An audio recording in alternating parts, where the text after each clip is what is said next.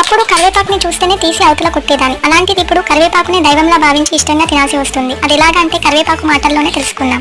Hi, నా పేరు కరివేపాకు. నేను చిన్నపిల్లల కంచం నుంచి పెద్దవాళ్ళ కంచం వరకు నేను ఉంటాను.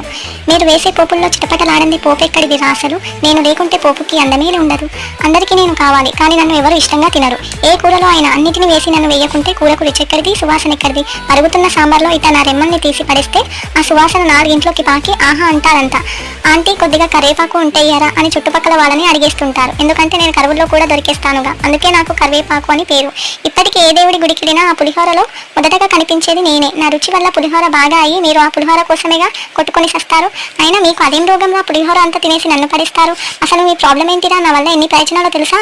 తెల్లగా ఉన్న జుట్టుని కర్రీగా చేస్తా, మీ జుట్టు ఎదగడానికి సహాయపడతా, డైజెస్టివ్ సిస్టమ్ని బాగు చేస్తా, మీ లివర్ని కాపాడుతా, మీకు ఏమైనా స్కిన్ డిసీజ్ ఉంటే దాన్ని నయం చేస్తా. నాలోనే carbohydrates, fibre, calcium, phosphorus, iron, magnesium, copper, vitamin C